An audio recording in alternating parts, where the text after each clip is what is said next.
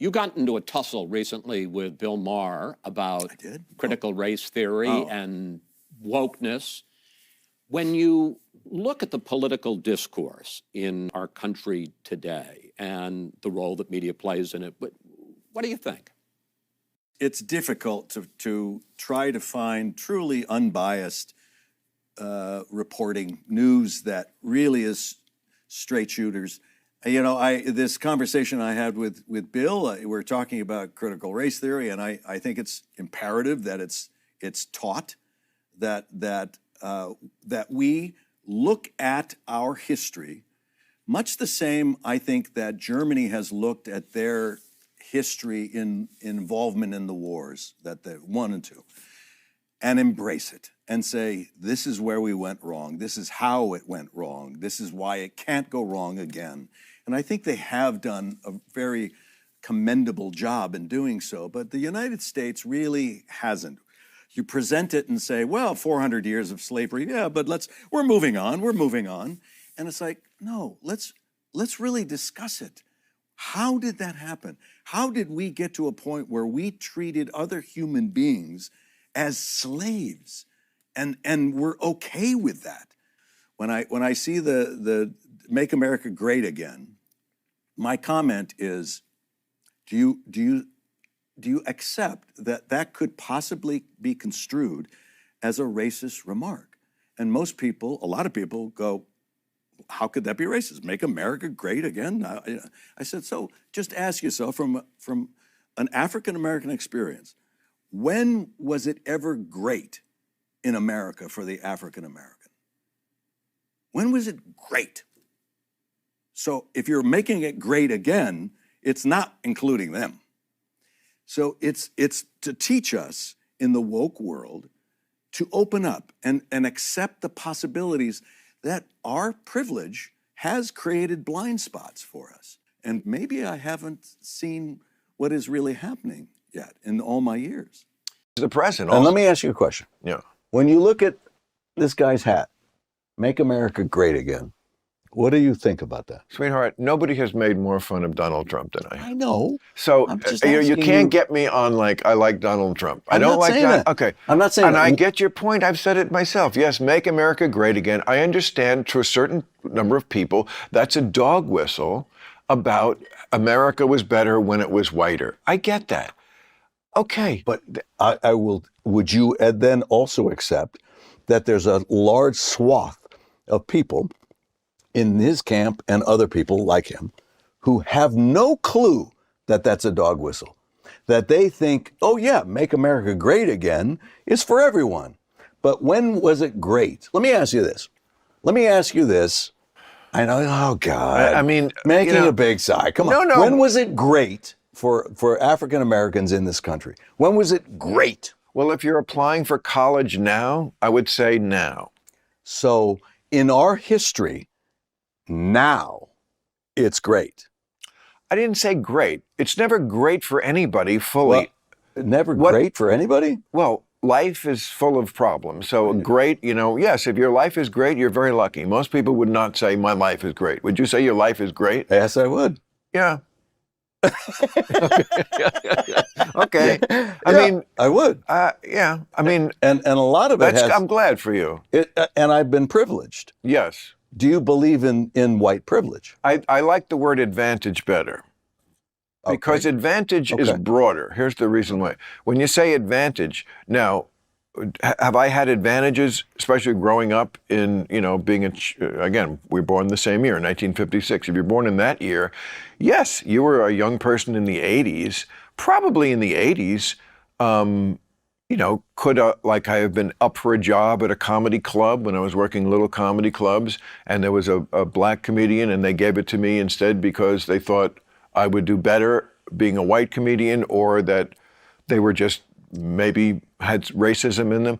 Yes, I think that probably could have happened, and that was wrong. Again, I didn't do it. We can't all be. I'm not saying you're doing it. It's just recognizing that it exists. I don't think I should be even questioned that I'm someone who doesn't recognize that it exists. Right. I have a pretty good record of speaking on the right side of civil rights issues. I just like to be real about where we are. and where we are is not where we were. And some people seem literally reluctant. It seems like they feel like the worse I think things are, the better person I am. That's what I get from a lot of the left, you know. I think things are worse than you do, so that's what makes me good. And like, I just want the reality. I just want the truth. What is the truth of the situation?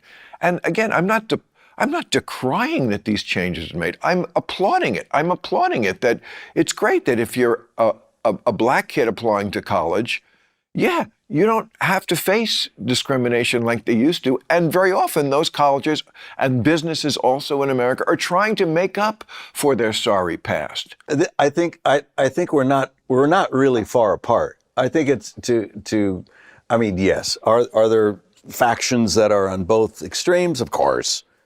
But to say you're a liberal person, as I would consider myself, I think common sense is the law of the land. It's what should be.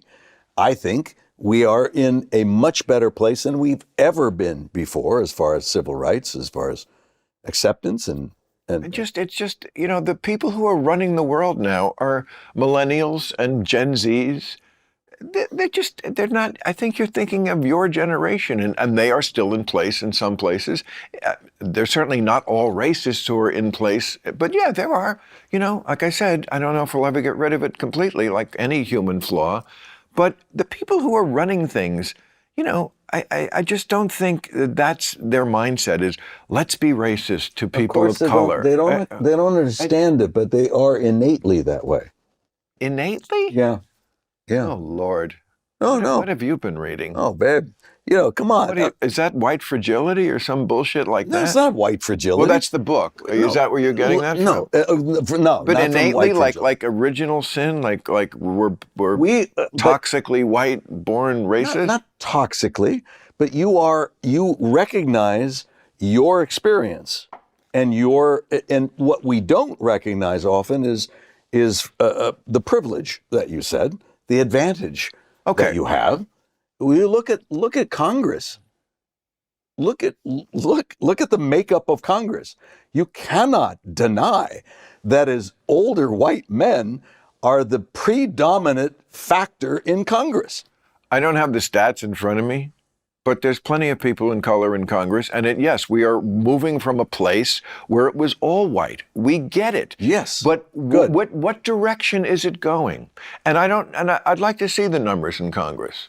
Certainly in the Democratic Party, I bet you they're at least representative percentage-wise. I would say so. Okay. Yeah. Less so in the Republican Party. Yeah. But I have to tell you, Republicans are doing better and better all the time with people of color. I hope so. Because the woke shit actually doesn't help any black people.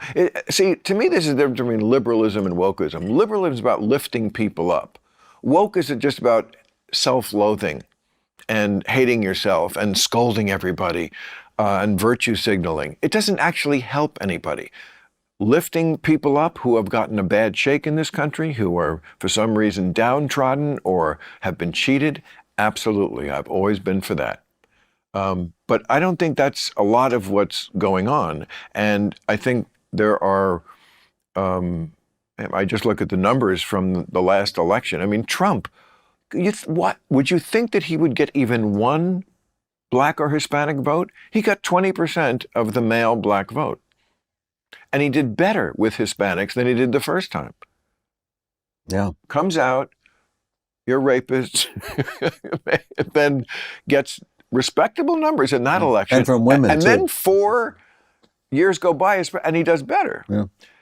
The people, especially immigrants, they don't like this unrelenting negativism about this country. They're like, you know what? Totally agree with that. You should see the fucking river I swam through to get here. Yeah. And I get here, and all you people do is shit on your own country and tell me how horrible it is. You know what? I came from horrible.